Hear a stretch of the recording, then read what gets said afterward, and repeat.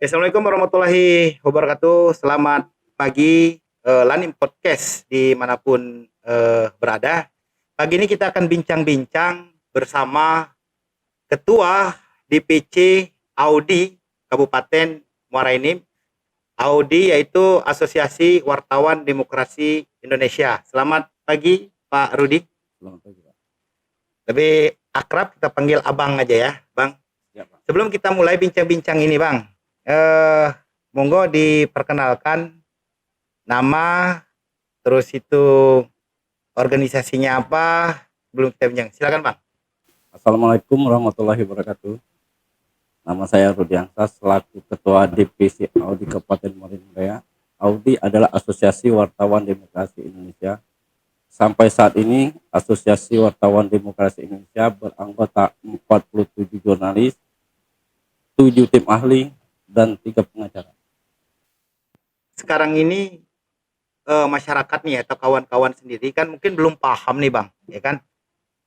Apa sih sebenarnya tugas wartawan atau jurnalis itu, Bang? Tugas kesehariannya seperti apa, Bang?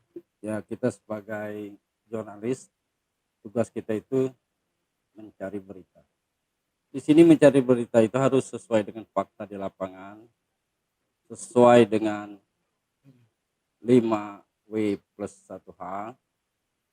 Semua berita itu harus benar-benar tepat, sesuai dengan fakta yang kita temukan di lapangan. Dan jangan coba-coba kita membuat berita hoax.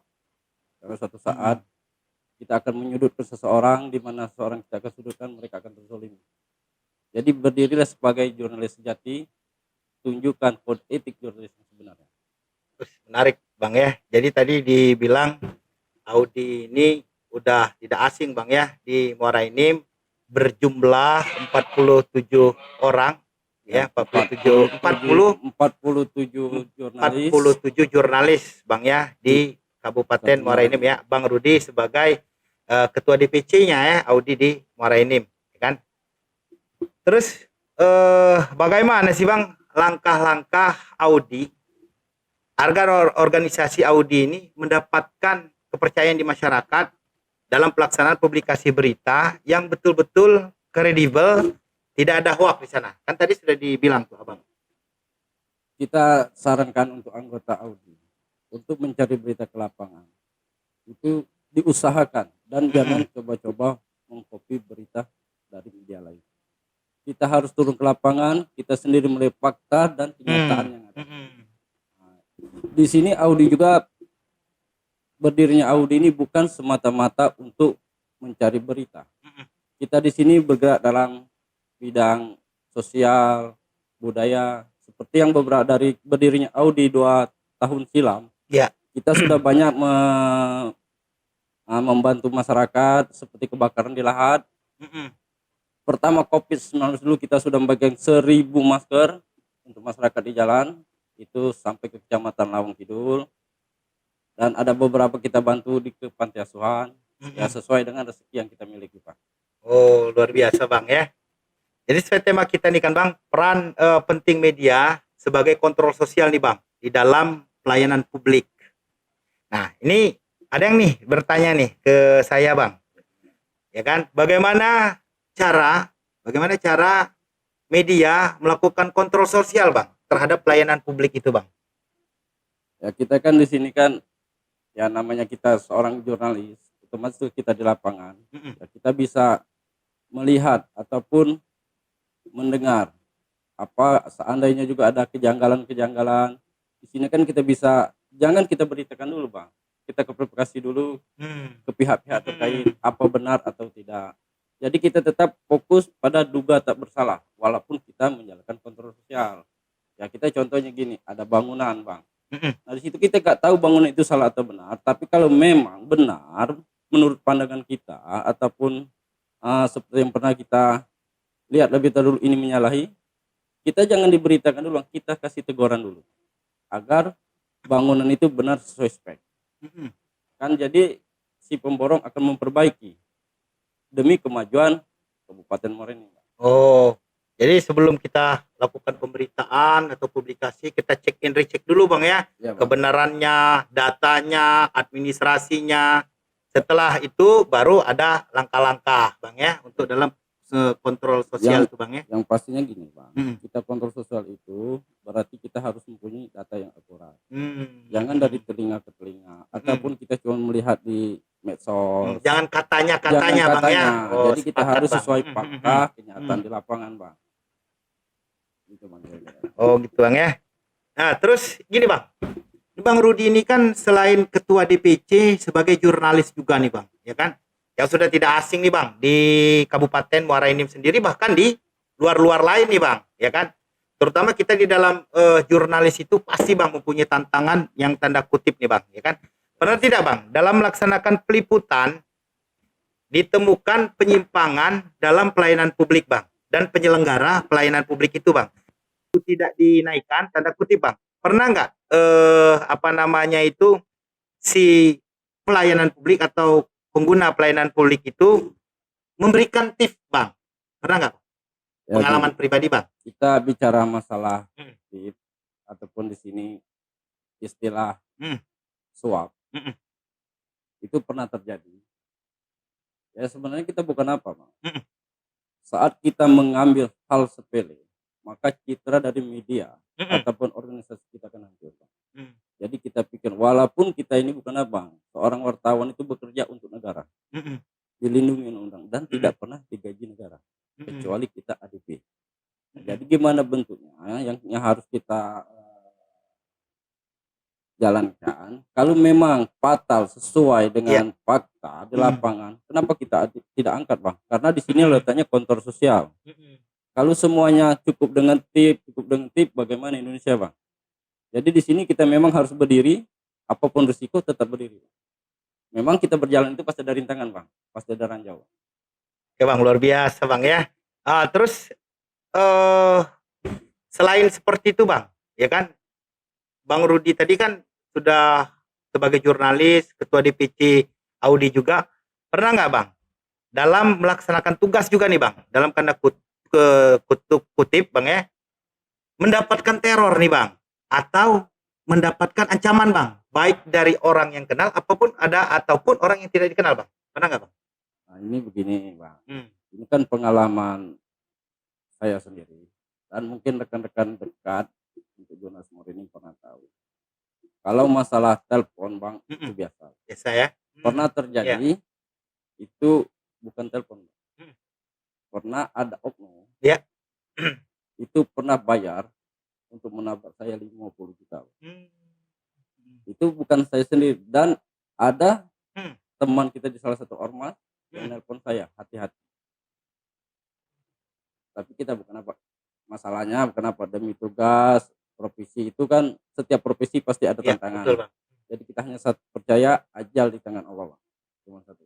Mantap, luar biasa Bang ya. Walaupun demi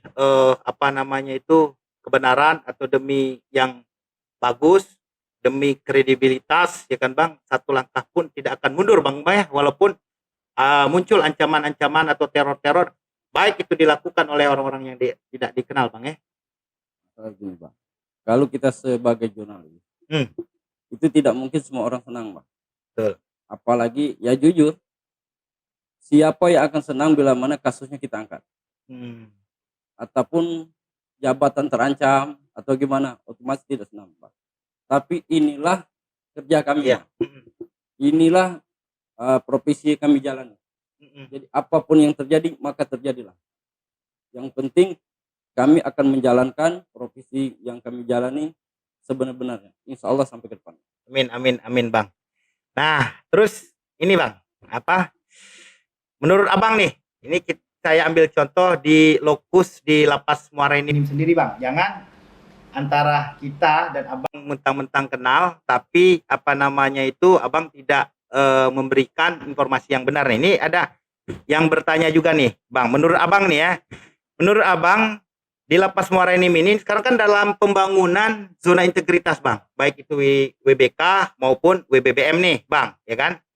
Berdasarkan pengamatan Abang, investigasi Abang yang dilakukan di Lapas Muara Enim, sudah layak belum Bang diusulkan untuk mendapatkan predikat wilayah birokrasi bersih melayani untuk Lapas Muara Enim sendiri Bang, menurut Abang Bang? Begini Bang, saya akan Yap. cerita sedikit. Hmm. Nah, saya asli pribumi Muara ini, Iya. Tanjung ini Bang. Oke Bang.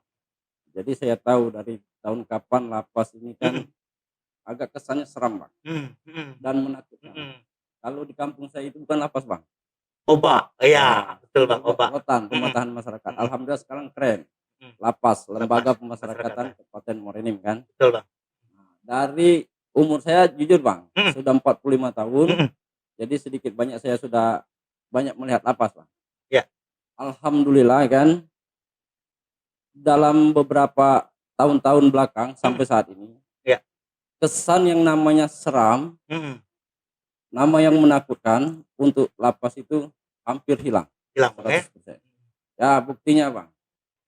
Contoh lapas sekarang di mana Ya. saya berdiri, ini kan kalau di luar kesannya sudah seperti tempat wisata. Kata ya. Ya.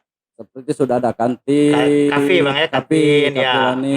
Yang pengunjungnya alhamdulillah Bang. Ya. Nah, jadi kalau menurut saya masa pertanyaan Abang itu bukan pertanyaan lagi Bang. Ya. Itu sudah sangat layak. Layak Bang ya. Ya, bukan harus dipertanyakan layak atau tidak. Itu sudah sangat layak. Sangat layak Bang ya. Karena bukan hanya di luar Bang. Saya sering juga ke dalam. Iya, betul Bang. Saya lihat dari kebersihan makan. Itu lihat alhamdulillah Bang. Ditambah lagi dengan kinerja anak-anak binaan Bang. Iya, amin Bang. Nah, di situ saya lihat di situ banyak kegiatan. Seperti yang di luar ini ada cuci mobil ya. Di dalam ada jahit, ada sarana asimilasi juga Bang ya. Ya, jadi gini Bang, secara tidak langsung saat mereka keluar Bang, mereka sudah punya bekal hidup dengan keahlian yang mereka miliki, yang dimiliki ya dari lapas. Gitu Bang ya. Itu bukan pertanyaan masalah layak tidak layak. Itu kalau menurut saya sudah sangat layak. Bukan berarti karena saya di sini bukan ya. Karena itu inilah fungsi kontrol sosial kita Bang. Siap Bang. Ya, kalau sebelum Covid itu hampir seminggu 2 kali ke dalam. Kita ya, jadi kan tahu benar Bang bagaimana kegiatan di dalam kan. Nah, cuman itu Bang sangat layak. Oke Bang, ini statement Abang tadi didengar loh oleh masyarakat Indonesia bahkan luar ini Bang. Tadi kita akan masukkan di YouTube, di media sosial juga Bang, bahwa Lapas Muara Enim tadi sudah sangat layak Bang ya. Terus ini Bang, pertanyaan yang berikutnya Bang, apa sih Bang perubahan yang nampak Bang? Tadi kan udah disebutkan nih oleh Abang, yang inovasi Bang, yang nampak oleh Abang dalam hal pelayanan publik Bang. Ya begini Bang. Saya jujur Bang bicara ya. Di sini saya lihat ketransparan Bang. Ketransparan dari pegawai lapas itu untuk memberitahu dan tidak menutupi apa yang ditanyakan oleh kami media Bang. Itu termasuk kalau menurut kami layanan dari lapas ke publik itu luar biasa. Luar biasa Bang ya. Jadi di sini tidak ada kesan ditutup-tutupi. Ya, kita maklum Bang, kalau saat ini kan nggak bisa liputan rame-rame oleh COVID Bang. Siap, iya Bang. Ya, kita bukan apa, kita lihat juga kalau seandainya ada kegiatan, otomatis ada perwakilan media Bang. Betul Bang. Jadi di sini kita lihat kalau untuk layanan publik, alhamdulillah Bang. Oke, ya, Bang, semoga lebih dilanjutkan ke depan. Siap. Silakan Bang. Kopi dulu Bang. Sebelum ini, apa namanya? Ini kopi khas Muara Enim Bang. Oh, Muara Enim. Khas Muara Enim ini kopi Semendo ini Bang. Iya. Terakhir Bang, sebelum kita close bincang-bincang kita pagi ini bersama Ketua DPC Audi Kabupaten Muara Enim, abang kita Rudiansah, ya kan? Kita minta closing statement Bang dari Bang Rudi sebagai Ketua DPC Audi Kabupaten Muara Enim Bang. Monggo Bang, closing statementnya Bang. Ya, kalau yang kita bahas dan harapan kita juga, terutama untuk lapas Muara Enim. Ya, semoga kedepannya apa yang ada ini tolong dipertahankan dan siap. Untuk kegiatan Bang ya, ya. Di dalam itu semoga bisa bertambah. Jadi gini Bang, mereka di sini kan dibina Bang. Anggap saja mereka itu merasa sekolah. Ya. Nah, jadi bagi saya semoga apa yang diperjuangkan oleh Abang ya. Kedepannya bisa bermanfaat untuk masyarakat binaan di dalam. Oke, dan saat mereka keluar, mereka sudah punya bekal dan berguna bagi masyarakat. Siap, siap Bang, siap. Oke Bang, closing statementnya. Itu tadi kita bincang-bincang pagi bersama Ketua DPC abang kita Rudiansah selaku Ketua DPC Audi Kabupaten Muara Enim. Ini ntar Bang untuk closing statement juga. Kalau saya bilang kita berbarengan, Lanim juara, kita bilang jujur, unggul, berkarya. Lapas Muara Enim bersuara. Oke Bang? Lanim juara. Jujur, unggul, berkarya. Lapas Muara Enim bersuara. Oke Bang, makasih Bang atas ngobrol-ngobrol paginya. Mungkin next time kita akan ngobrol-ngobrol lagi dengan tema yang berbeda Bang.